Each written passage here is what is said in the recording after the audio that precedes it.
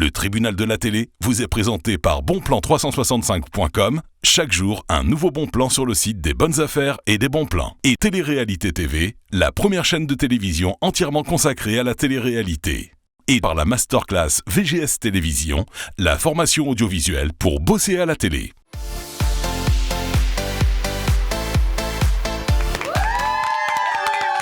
Tranquillement installé, vous êtes dans le tribunal de la télé. C'est l'émission de la joie et de la bonne humeur. Vous le voyez autour de la table, il y a vraiment beaucoup de bonne humeur hein, parce qu'on accueille un artiste de talent, MK Zako. Comment ça va MK? Ça va, on vous a bien accueilli. Tout le monde a été gentil avec vous autour de la table. Je suis à côté des belles femmes. Oh là. Je suis bien heureux aujourd'hui. Bon, eh ben nous on est contents de vous accueillir mon cher MK Zako parce que franchement votre musique on l'apprécie vraiment beaucoup. Merci. On a parlé tout à l'heure de la manière dont vous avez commencé la musique. Ouais. Et moi j'aimerais savoir également comment vous composez votre musique. Quand, je sais pas, quand vous faites un titre, vous êtes vous-même auteur, vous composez, vous travaillez avec des musiciens, comment ça se passe? Ok, c'est moi qui compose ma musique, mais quand même j'ai un producteur donc qui crée les instruments tout ça, mais lui il n'est pas ici en France. D'accord. Donc on travaille en distance. Ah bah aujourd'hui avec l'ère du numérique, c'est facile. Voilà. Moi, vous savez, vous avez même plein d'artistes connus Ouais. qui enregistrent des disques sans jamais se rencontrer. Céline Dion a fait des duos avec certains artistes qu'elle n'a pas vus lors de l'enregistrement. Oui, c'est ça. Donc aujourd'hui, la musique, c'est universel. Ouais. Donc voilà, moi dès que j'ai une idée d'un titre que j'ai envie de sortir, moi je fais écouter la mélodie au producteur. Donc lui il va me créer un instrument qui correspond avec moi. Moi je vais aller au studio, je vais enregistrer toutes mes voix et puis je vais envoyer le dossier. Et il va traiter bien les voix, tout ça. Dès que le titre il est prêt, on m'envoie et puis on va tourner le clip. Non mais c'est un truc de fou comme la musique se fait maintenant. C'est vraiment génial. En tout cas, nous, on aime vraiment beaucoup ce que vous faites, mon cher MK Zako. Et à la fin de l'émission, on va repasser le clip que vous avez vu tout à l'heure parce qu'on veut vraiment que les téléspectateurs connaissent cet artiste souriant et surtout de talent. Merci pour votre soutien. Eh bien, écoutez, c'est normal. Immédiatement, nous allons donner la parole à notre amie Judith. Judith, de quoi vous voulez nous parler à présent? Alors, je vais vous parler de Nabila qui est menacée par une sorte de psychopathe sur les réseaux sociaux et elle a appelé à l'aide à ses fans sur Twitter. Nabila menacée par une psychopathe. C'est quoi cette histoire? Figurez-vous, tout, ma chère Judith. figurez-vous que la youtubeuse Black Kirby Style prétend que Nabila a eu un faux bébé. Rappelons que Nabila vient d'accoucher. Non mais sur internet il y a vraiment des situations de ouf. Et voilà, et cette personne déclare Elle est convaincue que c'est un faux bébé, que c'est une mise en scène. Ah j'ai compris. Là, il a Oli, c'est un faux bébé. Là, bon, bah ça y est, je suis démasquée. Voilà. C'est pour attirer l'attention. Je sais pas ce qu'elle pense, mais elle a même qu'elle s'est mis en tête, cette youtubeuse dont je même parler d'elle, c'est lui faire de la pub quelque part. C'est clair. Qu'est-ce qu'elle s'est mise dans la tête pour penser que le bébé de Nabila est un faux bébé? Non, mais c'est quand même extraordinaire. Bah, en vrai, je pense que c'est pour attirer l'attention et faire parler d'elle et se faire de l'autopub aussi, crier au complot. Non, mais ce qu'il y a de fou, c'est que justement ce que vous nous expliquez également, hein, juste avant qu'on démarre l'émission, c'est que Nabila, dans un premier temps, a appelé donc sa communauté, et l'autre, elle maintient quand même que c'est un faux bébé. Mais elle le maintient, elle dit, mais pourquoi vouloir me faire taire? Non mais là ça atteint c'est de la paranoïa. La bêtise absolue. Qu'est-ce que vous en pensez ma chère Sabrina de cette histoire complètement rocambolesque? En fait je me dis, je pense pouvoir savoir peut-être pourquoi. C'est qu'il y a récemment sur Twitter, donc une personne a dit comme quoi, s'il te plaît Nabila, ne fais pas de compte Instagram à ton fils. Nabila a retweeté et répondu, je n'en ai pas l'intention. Je ne vais pas le faire, je ne vais pas afficher mon enfant. Et je pense que donc, cette youtubeuse a voulu faire parler justement pour que peut-être Nabila poste une vidéo de son fils ou une photo de son fils en direct, non mais indépendamment de ça, excusez-moi, mais ça atteint juste le ridicule. Moi je pense que cette youtubeuse devrait se cacher quoi, parce que elle oublie qu'à l'heure de l'internet tout le monde va voir son visage, mais qu'au final on va la prendre pour une idiote finie. Et c'est complètement ahurissant. Ça vous évoque quoi ma chère Leïla, jeune maman? Vous avez vous aussi un faux bébé dans le ventre? Voilà, maintenant que c'est démasqué, qu'est-ce que vous voulez que je vous dise? C'est un truc de fou. Mais je trouve ça mais tellement pathétique et ridicule. je vois pas l'intérêt d'inventer des choses comme ça. Enfin, surtout que si elle l'a vraiment suivi, je pense que Nabila, c'est quand même une personne qui s'expose beaucoup sur les réseaux sociaux et qui expose sa vie. Donc, je pense qu'elle a assez exposé des moments de sa grossesse, que ce soit dans les échographies, enfin, plein de choses, en fait, plein de moments de grossesse. Donc, pourquoi elle irait inventer ça? Je pense pas qu'elle a besoin de ça, Nabila, pour faire du buzz.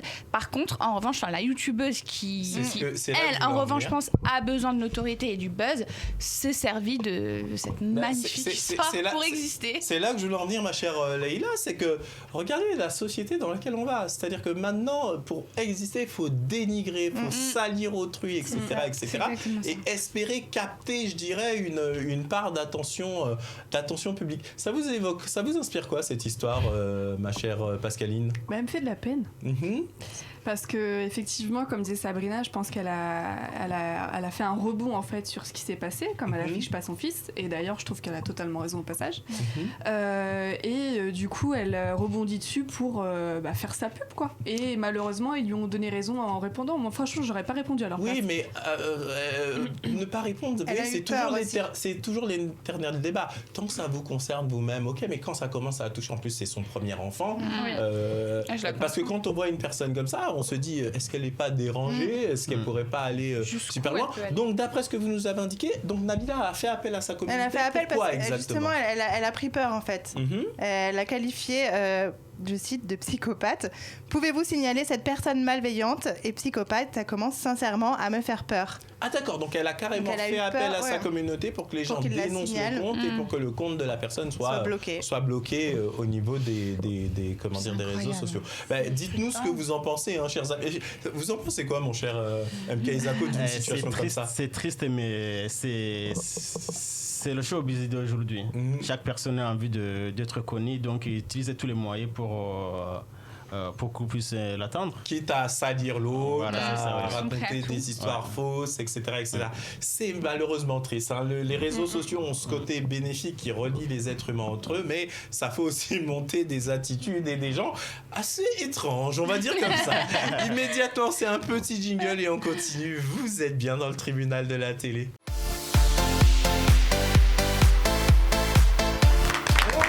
Tranquillement installé dans le tribunal de la télé. Chers amis téléspectateurs, je vous le dis souvent, pour nous suivre, c'est extrêmement simple. Vous allez sur les réseaux sociaux qui s'affichent actuellement au bas de l'écran.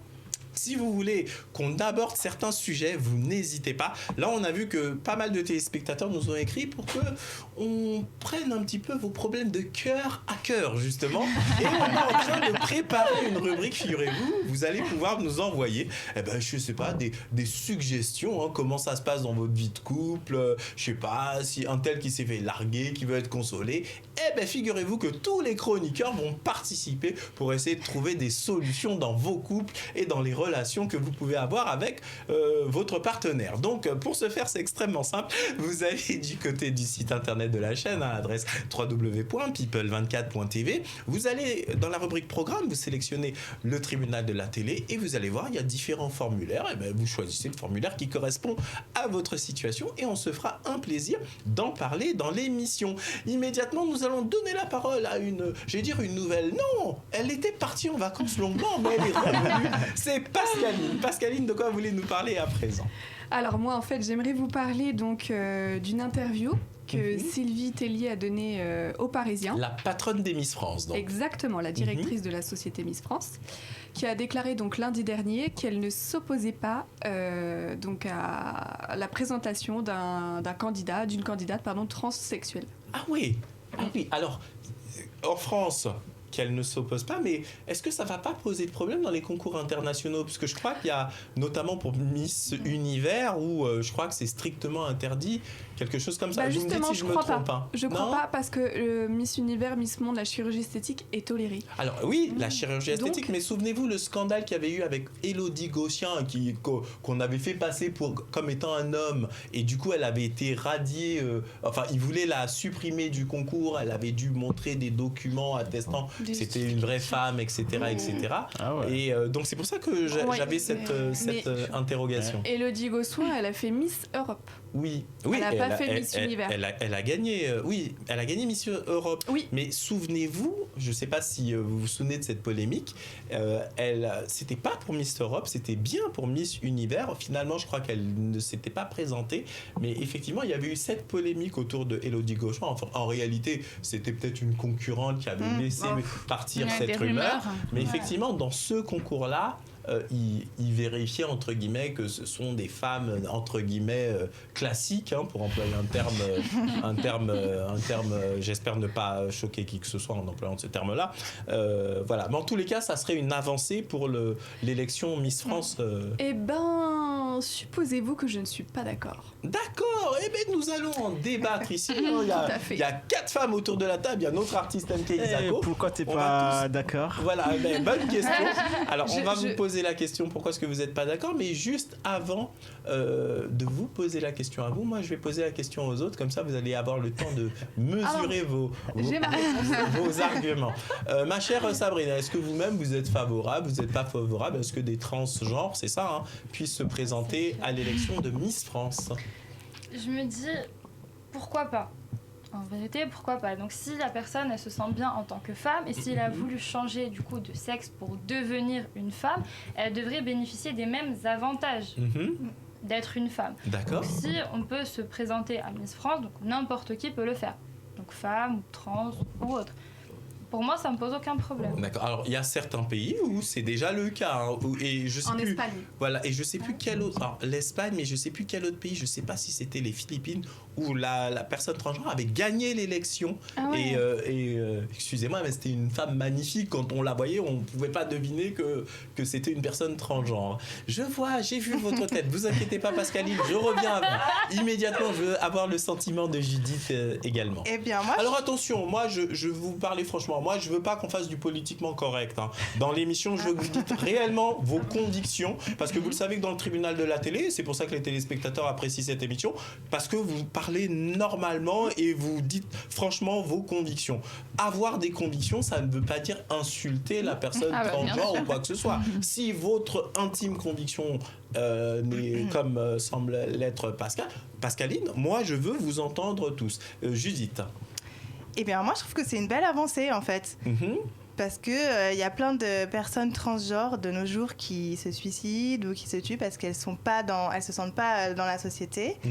Et si elles ont fait les opérations et les nécessaires et qu'elles sont reconnues comme étant femmes, ben, ce sont des femmes. Alors, et voilà. Moi, je sais pas que je vais aller dans le sens de Pascaline, mais c'est pour mettre du débat. Oui. Est-ce que à ce moment-là, m'en veuillez pas, comme dans certains pays ça existe, faudrait pas faire un concours de transgenres? C'est la discrimination du coup. Ouais. D'accord. Moi je me mets à la place de quelqu'un qui est transgenre et je suis une femme tout à fait, voilà, et je trouve ça bien en fait. Je comprends ce point de vue. Ma chère Leïla, je vous vois faire une petite moue dubitative en ce qui vous concerne. Qu'est-ce que vous en pensez? Mais moi je suis pas favorable parce que j'étais du même avis que vous. Pourquoi pas, sans vouloir faire de la discrimination, pourquoi pas faire un concours spécial transgenre, Miss transgenre, voilà quoi. Mais après les mettre toutes ensemble, je suis pas favorable. Je sais pas, je trouve que c'est spécial. D'accord. Alors c'est votre point de vue, mais vous n'expliquez pas davantage. C'est juste que vous ne souhaitez. Je trouve ça particulier en fait. Je trouve que c'est particulier pour moi. Il y a les femmes et puis j'ai rien contre celles qui désirent ressembler à une femme ou devenir. Ou qui se sentent femmes. Mais après pour des concours comme ça où c'est très par critères sélectionnés, etc. Pourquoi pas vraiment leur ouvrir dans ces cas-là un concours spécialement dédié pour cette catégorie-là. Alors, du coup, Judith vous répond discrimination, n'est-ce pas? C'est ce que vous venez de dire à l'instant. En fait, je trouve que ça ouvre une porte à autre chose, au fait que Miss France, est-ce que ce serait pas trop, idéaliste, la femme parfaite, et pourquoi pas ouvrir un autre Miss France inquiétez pas, plus Pascaline, réaliste. je vous ai pas oublié. Pardon, je diverge. Non, je trouve que ça a encore un autre débat du coup. Voilà. D'accord. Je vais poser la question à notre ami MK Isako. Mon pauvre MK Isako, vous êtes là, entouré d'un débat là. Vous-même, qu'est-ce que vous en pensez que des personnes transgenres puissent également se présenter à des élections de Miss France? Moi, je pense qu'ils ont le droit aussi. Si on sait ça que t'es une femme Et tu as le droit comme les autres. Donc moi, je donne l'accord que voilà, il peut se présenter comme les autres. Eh bien, figurez-vous, chers amis, que moi, vous venez de me faire changer d'avis.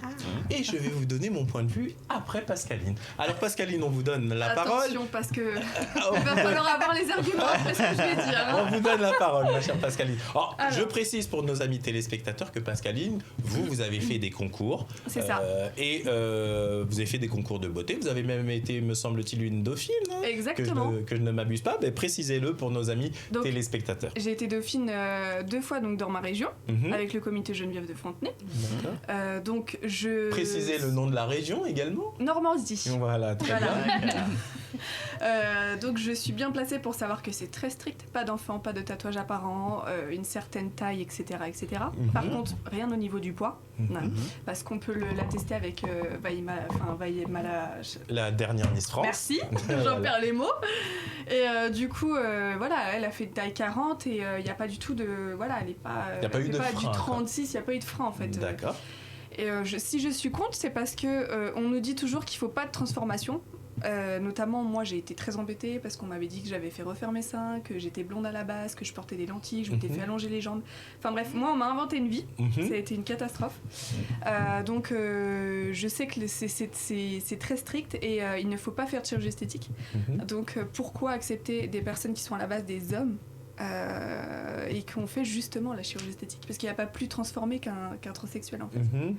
Donc voilà. Moi, pour moi, Miss France, c'est Miss France. Si aujourd'hui il y a des trans, ça sera pas pareil pour moi. D'accord. À la limite, faisons un autre concours. On a bien Miss XS pour les filles qui sont plus petites et qui peuvent pas faire Miss France. On a bien Miss Africa. On a bien Miss... On a tout aujourd'hui. On a plein de concours. Ça me paraît étrange que vous casiez Miss Africa dans non, c'est juste pour dire que rebondir sur ce qu'elle disait sur le fait que il y avait éventuellement de la discrimination si on le faisait. Non, parce que chaque concours peut avoir sa spécialité. D'accord. Bon, c'est votre point de vue. Moi, je vous applaudis parce que vous donnez votre conviction. Alors moi, figurez-vous que je vous avoue que j'étais comme vous, ma chère Pascaline. Alors pourquoi ? Pour la bonne et simple raison que, encore une fois, sans discriminer qui que ce soit, j'ai ce côté peut-être vieux jeu où je me disais tiens, d'ailleurs Geneviève de Fontenay, c'est ce qui fait le charme aussi de l'élection Miss France, parce qu'elle s'est battue pendant des années et des années à ce que sa Miss représente toujours un certain type de femme, des critères précis, pas de chirurgie esthétique, des filles entre guillemets de bonne famille, c'est-à-dire qui n'ont pas eu à diffuser sur les réseaux sociaux des photos dénudées, des choses comme ça. Et moi, je trouvais que ça, c'était au final, c'est ce qui donne, je trouve, un cachet supplémentaire à l'élection de Miss France. Mais comme je l'ai dit tout à l'heure, je me suis dit, mais après tout, la société, elle est en train de changer. Elle est en train de changer. C'est les Français qui vont décider au final dans l'élection. Donc pourquoi ne pas permettre à ces femmes transgenres de participer au même concours ? C'est les Français qui voteront. Et à la fin, s'ils en veulent, ils voteront pour elles. S'ils en veulent pas, ils voteront pas pour elles. Ça ne vous convainc pas, ma chère Pascaline. Mais pas du tout. Dites-moi, allez-y jusqu'au bout de vos convictions. Non, mais pas du tout. Moi, je suis carrément contre, mais contre carrément, c'est...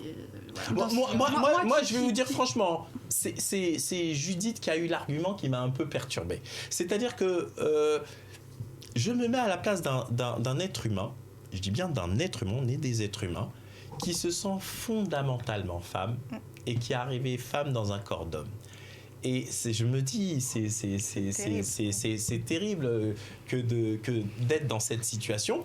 Et je me dis, ok, elle assume sa différence et elle a subi des opérations, etc., etc. Mais ensuite, pourquoi l'empêcher d'aller dans ce concours, puisque après tout, c'est la majorité des gens qui voteront, puis s'ils ne sont pas d'accord, voilà. Mais en même temps, je vais être très franc avec vous, vous voyez, vous me refaites douter.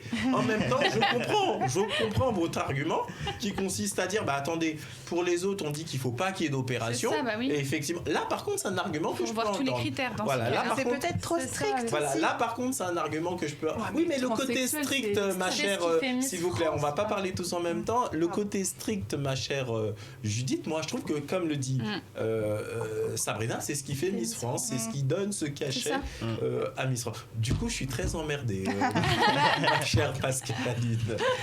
Hein? Oui, non. Bon, bah écoutez, on va faire très simple, on va vous repasser le bébé, vous voyez, c'est ce qu'on fait. C'est vous, chers amis téléspectateurs, qui allez trancher ce débat.